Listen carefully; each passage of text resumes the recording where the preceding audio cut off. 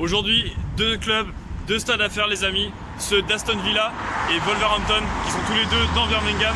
Il va falloir faire 50 km en stop. D'abord, je rejoins la sortie de Leicester pour prendre la route de Coventry, celle par laquelle je suis arrivé hier. La marche est longue. En plus, je passe à côté de certains terrains, là ça me donne envie d'aller tâter le ballon un peu. Je venais de pris à Coventry pour aller à Birmingham et je suis avec Harry. Hi Harry. Hi mate, you alright, yeah? Hi Matthew. Yeah, you. So what have you been doing in Coventry today? I've just been working in Coventry today, finished now though. Yeah. And I saw you on the road, so I thought I'll help you out, mate. Voilà, donc bien sympa, il m'a pris. So you're going to Birmingham, and what's your club in Birmingham? Birmingham City, man, the best team in the land. Ouais, donc voilà, je vais à Aston Villa, mais lui c'est Birmingham. Best club in Birmingham is City? Yeah, we're the best club, obviously. Okay, what are the best fans? Birmingham City are the best fans, we're the best fans around. Bon bah, je vais voir ça tout à l'heure, on pourra comparer.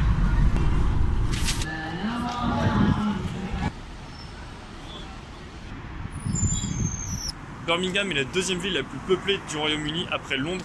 Elle a 1 million d'habitants et 3 700 000 personnes dans son agglomération totale.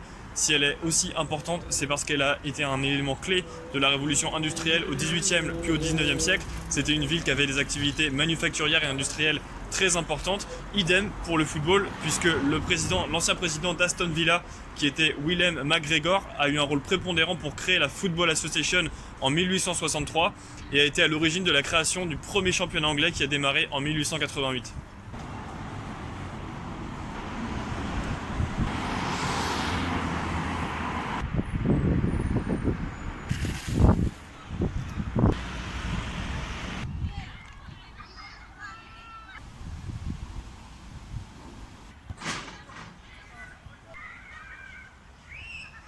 Quelques généralités plus spécifiques au club d'Aston Villa, il a été créé en 1874, c'est donc le doyen de la Première Ligue cette saison, puisque son ancien président, Willem McGregor, avait été à l'origine de la création de la Fédération anglaise de football et à la création du championnat anglais.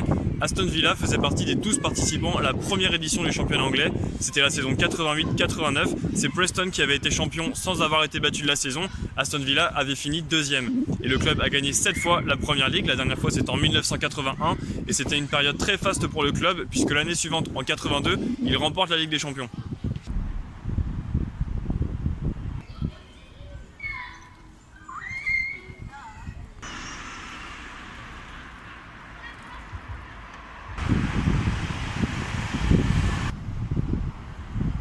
Aux abords de Villa Park avec LJ qui est un entraîneur local dans un club. Hi LJ.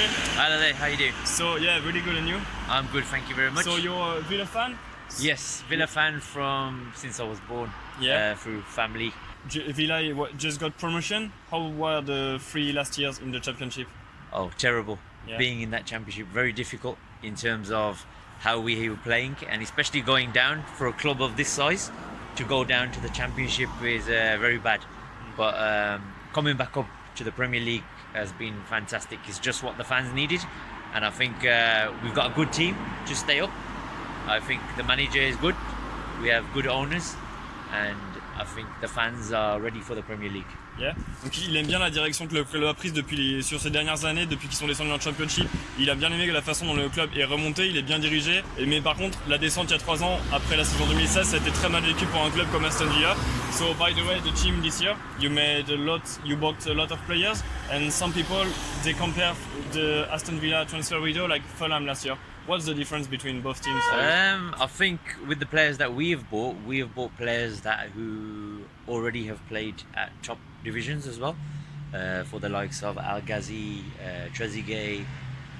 We already have players like Grealish, Mings we just signed, Tom Heaton, the goalkeeper, very good goalkeeper, England international. Wesley, very good signing I think. I think he will come good. In the 2 games that I've seen him play against Tottenham and Bournemouth, he's looking very strong. If we can get some chances for him, I think he will score goals for Villa. I think he will score goals, yeah, definitely. Donc la recrue pour remplacer Tammy Abraham qui est reparti en prêt à Chelsea, ça a été Wesley, un attaquant qui a été recruté en Belgique. Donc lui, il pense que c'est un bon attaquant. Good enough for the Premier League to be a top scorer for the club? Oh yeah, definitely. I think he could, if he gets us about 15 league goals, I think that would be very good. Definitely, we have more firepower in the midfield as well. We need goals to come from the midfield, and I think we can definitely finish in a good position. Grealish, John McGinn. Al Ghazi, Trezeguet. So we are capable of doing things. Donc il y aura aussi des buts de milieu de terrain comme El Ghazi, Trezeguet, Grealish. So what's the prediction for the season? I think if we are in the 15th position, around there, 15 and above, maybe that will be a very good bonus. But I think finishing any higher than that, we're looking for a bit extra there. But we see how it goes up to Christmas, and after Christmas, I think we still need to maybe buy another striker and a couple of more players. But I think come the end of the season, I can see us finishing in a very good position, just below the mid-table. Donc l'objectif c'est la 15e place. Pour ça il faudra peut-être recruter un avant-centre au prochain mercato d'hiver, avoir les performances de Wesley. Mais il pense qu'Aston Villa peut finir 15e et ce serait beau de voir un peu plus haut. À suivre.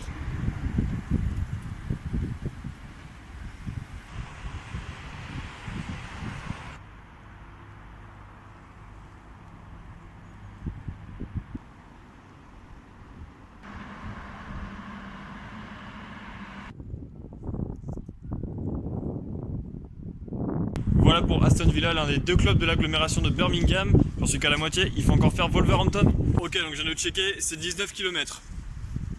Quand je vous dis que l'agglomération de Birmingham, elle était importante.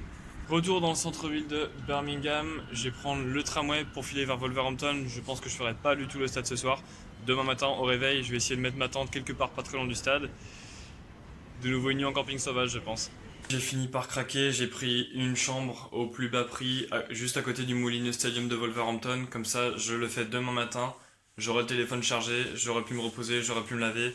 Et ensuite, direction Sheffield.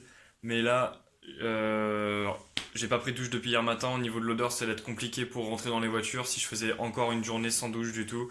Hier, la nuit à Leicester, c'était marrant, mais en campant juste à côté du stade et à côté de la rivière, j'ai eu quand même très froid du coucher au réveil. C'est la moitié du voyage, là j'avais besoin de faire une pause hôtel, enfin une pause vraie chambre quoi. Voilà. Donc à demain pour Wolverhampton, on continue l'épisode.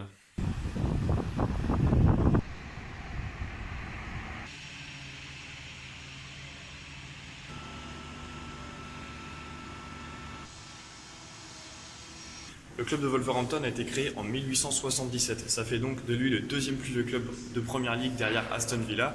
Justement, le club avait participé au premier championnat anglais en 1888-1889. Il a terminé 3e. Au total, il a gagné 3 fois la première ligue. La dernière fois, ça remonte à 1959. Mais c'est surtout son histoire européenne qui est très importante sur le plan national et international. Puisqu'en 1953, le club remporte la première ligue pour la première fois. Et donc le président Stan Cullis a été visionnaire, il a décidé d'organiser des matchs amicaux avec des équipes internationales venant de partout dans le monde. Et le club organise ses matchs le soir en semaine, alors que les matchs anglais se déroulaient traditionnellement le dimanche en journée. Et en 1954, le club bat les Hongrois du Hévet Budapest, donc une équipe avec beaucoup de joueurs de la fameuse équipe d'Hongrie qui était qualifiée d'invincible, qui avait perdu contre l'Allemagne en finale de la Coupe du Monde 1954. Et Wolverhampton gagne ce match amical ici au Molineux Stadium. À partir de là, la presse anglaise qualifie Wolverhampton de champion du monde. Ça a créé un débat, forcément ça ne plaît pas à tout le monde. Et pour déterminer le club champion du monde, une compétition est créée. À partir de 1955-1956, on joue la Ligue des Champions.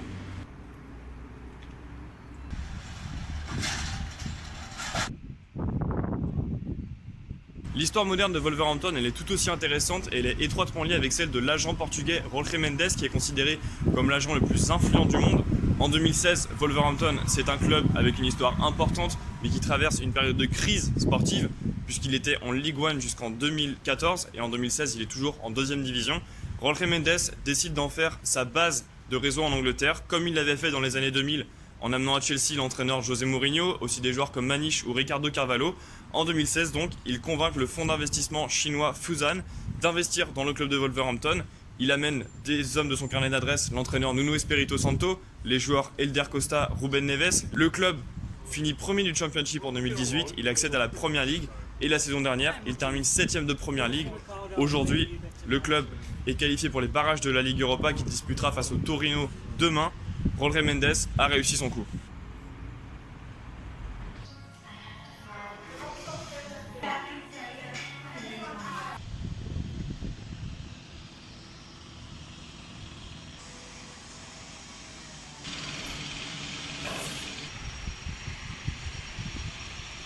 Voilà pour les clubs de Birmingham. Maintenant, un petit passage à l'hôtel et direction Sheffield.